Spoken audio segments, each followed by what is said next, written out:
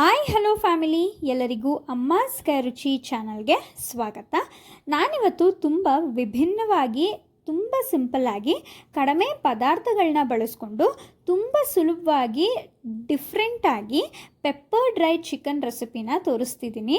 ಮಾಮೂಲಿಯಾಗಿ ನೀವೆಲ್ಲರೂ ಕೂಡ ಪೆಪ್ಪರ್ ಚಿಕನ್ನ ಟ್ರೈ ಮಾಡೇ ಇರ್ತೀರ. ಆದರೆ ಇಲ್ಲಿ ನಾವು ಮಾಡಿರುವಂಥ ಪೆಪ್ಪರ್ ಡ್ರೈ ಚಿಕನ್ನು ತುಂಬ ಬೇರೆ ರೀತಿಯಾಗಿ ಡಿಫ್ರೆಂಟಾಗೆ ಮಾಡಿದ್ದೀವಿ ಅಂತ ಹೇಳ್ಬೋದು. ಹಾಗೆ ಇದು ಅನ್ನ ರಸ ಜೊತೆಗೆ ಸೈಡ್ ಡಿಶ್ ರೆಸಿಪಿಯಾಗಿ ನೆಂಚ್ಕೊಳ್ಳೋಕ್ಕೆ ತುಂಬ ಚೆನ್ನಾಗಿರುತ್ತೆ. ತುಂಬ ಒಳ್ಳೆ ಕಾಂಬಿನೇಷನ್ನು. ಇದು ಬ್ಯಾಚುಲರ್ಸ್ಗಾಗಿರ್ಬೋದು ಅಥವಾ ಹೊಸ್ದಾಗಿ ಅಡುಗೆ ಕಲಿತಿರೋರ್ಗಾಗಿರ್ಬೋದು ತುಂಬ ಯೂಸ್ಫುಲ್ ಆಗುವಂಥ ಒಂದು ರೆಸಿಪಿ ಅಂತ ಹೇಳ್ತೀನಿ. ಅಷ್ಟು ಈಸಿಯಾಗಿ ಮಾಡ್ಕೋಬೋದು, ಅಷ್ಟು ಸುಲಭವಾಗಿ ತುಂಬ ಟೇಸ್ಟಿಯಾಗಿ ಮಾಡ್ಕೋಬೋದು. ಈ ಡಿಫ್ರೆಂಟಾಗಿರುವಂಥ ಪೆಪ್ಪರ್ ಡ್ರೈ ಚಿಕನ್ನ ಒಂದು ಸಲ ನೀವೆಲ್ಲರೂ ಟ್ರೈ ಮಾಡಲೇಬೇಕು ಅಂತ ಹೇಳ್ತೀನಿ. ಅಷ್ಟು ರುಚಿಯಾಗಿರುತ್ತೆ, ಅಷ್ಟು ಈಸಿಯಾಗಿ ಮಾಡ್ಕೋಬೋದು. ಹಾಗಾದರೆ ಬನ್ನಿ ಇದನ್ನು ಮಾಡೋದಕ್ಕೆ ಏನೆಲ್ಲ ಪದಾರ್ಥಗಳು ಬೇಕು ಅಂತ ನೋಡೋಣ. ಇಲ್ಲಿ ನಾವು ವಿತ್ ಬೋನ್ ಇರುವಂಥ ಚಿಕನ್ನ ಬಳಸಿದ್ದೀವಿ. ನೀವು ಬೋನ್ಲೆಸ್ ಕೂಡ ಬಳಸ್ಕೋಬೋದು. 1 ಟೇಬಲ್ ಸ್ಪೂನ್ ಖಾರದ ಪುಡಿ, 1 ಟೇಬಲ್ ಸ್ಪೂನು ಪೆಪ್ಪರ್ ಪೌಡರ್, ಅರ್ಧ ಟೇಬಲ್ ಸ್ಪೂನ್ ಗರಂ ಮಸಾಲ, ಸ್ವಲ್ಪ ಅರಿಶಿನ, 1/4 ಟೇಬಲ್ ಸ್ಪೂನಷ್ಟು ಜೀರಿಗೆ ಪೌಡ್ರು, ಹಾಗೆ 1 ಟೇಬಲ್ ಸ್ಪೂನು ಧನಿಯಾ ಪುಡಿನ ಬಳಸಿದ್ದೀವಿ. 1 ಈರುಳ್ಳಿನ ಚಿಕ್ಕದಾಗೆ ಕಟ್ ಮಾಡಿಟ್ಟಿದ್ದೀವಿ. ಸ್ವಲ್ಪ ಪುದೀನಾನ ಚಿಕ್ಕದಾಗೆ ಕಟ್ ಮಾಡಿಟ್ಕೊಂಡಿದ್ದೀವಿ. ಸ್ವಲ್ಪ ಜಾಸ್ತಿನೇ ತಗೊಳ್ಳಿ, ಚೆನ್ನಾಗಿರುತ್ತೆ ಟೇಸ್ಟು. ಸ್ವಲ್ಪ ಬೆಳ್ಳುಳ್ಳಿನ ಈ ರೀತಿಯಾಗಿ ಸಿಪ್ಪೆ ಬಿಡಿಸಿ ಜಜ್ಜಿಟ್ಕೊಂಡಿದ್ದೀವಿ. 1 ನಿಂಬೆ ಹಣ್ಣನ್ನು ಬಳಸಿದ್ದೀವಿ. ಸ್ವಲ್ಪ ಕೊತ್ತಂಬರಿ ಸೊಪ್ಪನ್ನು ಬಳಸಿದ್ದೀವಿ. ಹಾಗೆ 2 ಹಸಿಮೆಣಸಿನ್ಕಾಯಿನ ಈ ರೀತಿಯಾಗಿ ಉದ್ದುದ್ದಕ್ಕೆ ಕಟ್ ಮಾಡಿಟ್ಟಿದ್ದೀವಿ. ಹಸಿಮೆಣಸಿನ್ಕಾಯಿ ಬೇಡ ಅನ್ನೋರು ಹಸಿಮೆಣಸಿನ್ಕಾಯಿನ ಸ್ಕಿಪ್ ಮಾಡ್ಕೊಬೋದು, ತೊಂದರೆ ಇಲ್ಲ. 1 ಟೇಬಲ್ ಸ್ಪೂನಷ್ಟು ಶುಂಠಿ ಬೆಳ್ಳುಳ್ಳಿ ಪೇಸ್ಟು ಮತ್ತು ರುಚಿಗೆ ತಕ್ಕಷ್ಟು ಉಪ್ಪು ಮತ್ತು ಎಣ್ಣೆ, ಇಷ್ಟು ಪದಾರ್ಥಗಳು ಬೇಕಾಗುತ್ತೆ. ಈಗ ಹೇಗೆ ಮಾಡೋದು ಅಂತ ನೋಡೋಣ. ಪಾತ್ರೆಗೆ ಚಿಕನ್ ಹಾಕ್ಕೊಂಡು ಅದಕ್ಕೆ ಸ್ವಲ್ಪ ಅರಿಶಿನ, ಅರ್ಧ table spoon garam masala, 1/4 table spoon ಜೀರಿಗೆ ಪುಡಿ, 1 ಟೇಬಲ್ ಸ್ಪೂನಷ್ಟು ಧನಿಯಾ ಪುಡಿ, 1 ಟೇಬಲ್ ಸ್ಪೂನು ಖಾರದ ಪುಡಿ ಮತ್ತು 1 ಟೇಬಲ್ ಸ್ಪೂನು ಪೆಪ್ಪರ್ ಪೌಡರ್ನ ಹಾಕೋತಾ ಇದ್ದೀವಿ. ಖಾರ ಬಂದು ನಿಮ್ಮ ರುಚಿಗೆ ಅನುಸಾರವಾಗಿ ಹಾಕ್ಕೊಳ್ಳಿ. 1 ಟೇಬಲ್ ಸ್ಪೂನಷ್ಟು ಶುಂಠಿ ಬೆಳ್ಳುಳ್ಳಿ ಪೇಸ್ಟು, ಜಜ್ಜಿಟ್ಕೊಂಡಿರುವಂಥ ಬೆಳ್ಳುಳ್ಳಿ, ಹಸಿಮೆಣಸಿನ್ಕಾಯಿ, ಕೊತ್ತಂಬರಿ ಸೊಪ್ಪು ಮತ್ತು ಚಿಕ್ಕದಾಗೆ ಕಟ್ ಮಾಡ್ಕೊಂಡಿರುವಂಥ ಈರುಳ್ಳಿ ಮತ್ತು ಪುದೀನ ಇವೆಲ್ಲನೂ ಕೂಡ ಹಾಕಿ ಇದಕ್ಕೆ 2 ಟೇಬಲ್ ಸ್ಪೂನಷ್ಟು ಎಣ್ಣೆನ ಹಾಕೋಬೇಕು. ಮತ್ತು ರುಚಿಗೆ ತಕ್ಕಷ್ಟು ಉಪ್ಪನ್ನು ಕೂಡ ಹಾಕೋತಾ ಇದ್ದೀವಿ.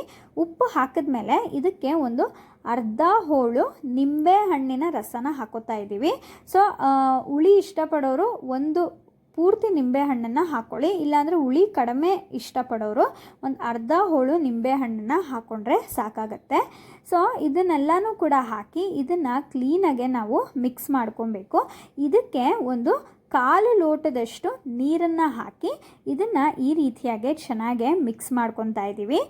ಇದನ್ನು ನಾವು ತುಂಬ ಡಿಫ್ರೆಂಟಾಗಿ ಮಾಡಿ ತೋರಿಸ್ತಾ ಇದ್ದೀವಿ. ನೀವು ಕೂಡ ಒಂದ್ಸಲ ಈ ರೀತಿಯಾಗಿ ಟ್ರೈ ಮಾಡಿ ನೋಡಿ. ಇವಾಗ ನಾವು ಮಿಕ್ಸ್ ಮಾಡಿ ಇಟ್ಕೊಂಡಿರುವಂಥ ಚಿಕನ್ನ ಡೈರೆಕ್ಟಾಗಿ ನಾವು ಸ್ಟವ್ ಮೇಲೆ ಇಟ್ಟು ಒಂದು ತಟ್ಟೆ ಮುಚ್ಚಿಬಿಟ್ಟು ಚಿಕನ್ನ ಬೇಯೋಕ್ಕೆ ಬಿಡ್ತಾ ಇದ್ದೀವಿ.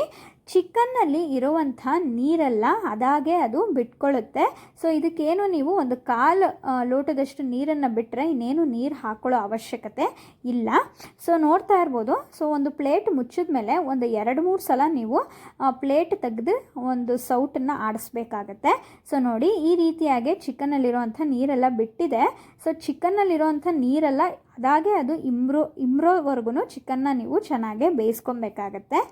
ಈಗ ಇದಕ್ಕೆ 1 ಟೇಬಲ್ ಸ್ಪೂನಷ್ಟು ಮೊಸರನ್ನು ಹಾಕೋತಾ ಇದ್ದೀವಿ.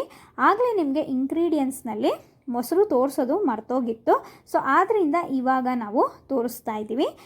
ಈ ರೀತಿಯಾಗಿ ಮೊಸರು ಹಾಕಿದ್ಮೇಲೆ ಚೆನ್ನಾಗಿ ಮಿಕ್ಸ್ ಮಾಡಿ ಇದನ್ನು ಮತ್ತೆ ಒಂದು ಪ್ಲೇಟನ್ನು ಮುಚ್ಚಿ ಇದನ್ನು ಚೆನ್ನಾಗೆ ಚಿಕನ್ ಬೇಯೋದಕ್ಕೆ ಬಿಡೋಣ.